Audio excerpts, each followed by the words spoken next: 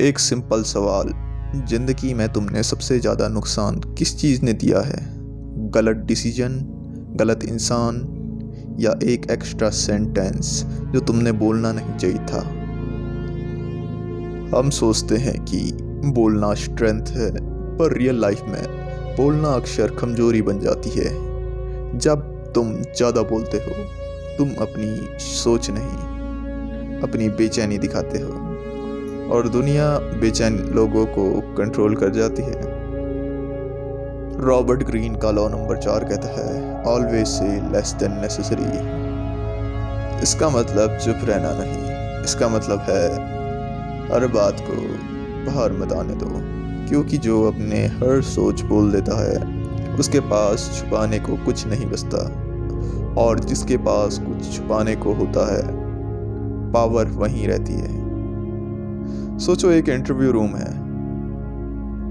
Candidate ए हर जवाब लंबा देता है, हर सेंटेंस के बाद एक्सप्लेनेशन देता है, अपनी अचीवमेंट को जस्टिफाई करता हुआ, और एक तरफ candidate B, short answer, clear pause, कभी कभी साइलेंस। इंटरव्यू किसको याद रहेगा? ज़्यादा बोलने वाले इनसिक्योर लगते हैं, कम बोलने वाले कॉन्फिडेंट। इंटरव्यू में सिलेक्शन स्किल्स से होता है, पर इम्प्रेशन साइलेंस से बनता है। ये बात को ध्यान से सुनना, इंटरव्यू में सिलेक्शन स्किल्स से होता है, पर इम्प्रेशन साइलेंस से बनता है। जब तुम कम बोलते हो, लोग तुम्हें समझने की कोशिश करते हैं, और जब लोग तुम्हें समझने की कोशिश करते हैं, तुम एक्नॉलेजली उनके दिमाग पर कंट्रोल बना लेते हो। एक और एग्जांपल के साथ समझते हैं पावर और अथॉरिटी के बारे में। ऑफिस में एक बॉस को देखो जो हर चीज एक्सप्लेन करता है, हर डिसीजन जस्टिफाई करता है। उसकी अथॉरिटी वीक लगती है। और एक बॉस होता है जो सिर्फ बोलता है, डू इट दिस वे, बस, कोई सवाल नहीं, कोई कंफ्यूजन नहीं। अथॉरिटी ज़्यादा बोलने से नहीं आती, अथॉरिटी सेंटेनिटी से आती है।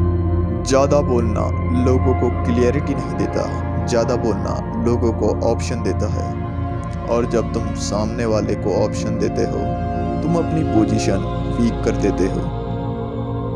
आर्ग्यूमेंट इन रिलेशनशिप एक स्ट्रॉन्ग एग्जाम्पल से समझते हैं। आर्ग्यूमेंट्स में जो ज़्यादा बोलता है वो अपनी फीलिंग्स एक्सपोज करता है, और जो चुप हो जाता है वो दूसरे को सोचने पर मजबूर करता है।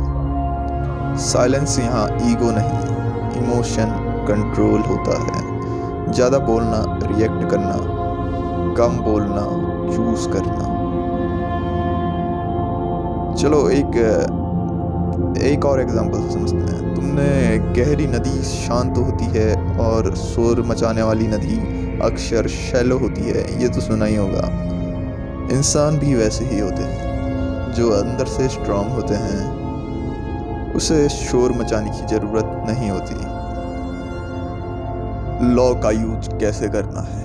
हर बात का जवाब तुरंत मत दो, हर साइलेंस को ऑकवर्ड मत समझो, हर एक्सप्लेनेशन देना तुम्हारा काम नहीं है। बोलने से पहले एक सवाल पूछो, अगर मैं ये नहीं बोलूँगा क्या सच में कुछ बिगड़ जाएगा? और अक्सर जवाब होता है नहीं। ज़्यादा बोलना हर हमेशा एक अच्छा पॉइंट नहीं होता। जिंदगी में जो सबसे ज़्यादा याद रहते हैं वो सबसे ज़्यादा बोलने वाले नहीं होते।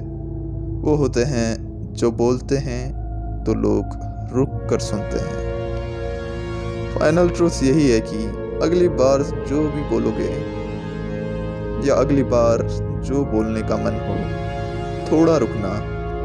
हो सकता है तुम्हारी पावर उसी साइलेंस में छुपी हो जिसमें तुम थोड़ा रुक जा रहे थे।